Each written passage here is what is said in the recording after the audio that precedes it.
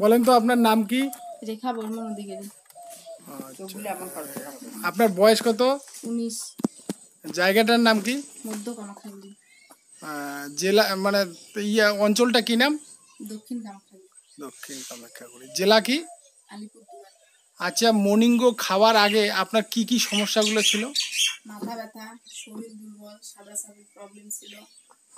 মানে মাথা ব্যথাটা খুব ছিল না? এখন মর্নিং গো খাবার পরে কি কি মানে বোঝা যাচ্ছে এখন? মাথা ব্যথা তো নেই, শরীর সুস্থ আছে মোটামুটি, সাদা নেই। আচ্ছা, তাহলে মর্নিং গো সম্পর্কে আপনার বার্তা কি? মর্নিং গো হচ্ছে একটা ভালো প্রোডাক্ট।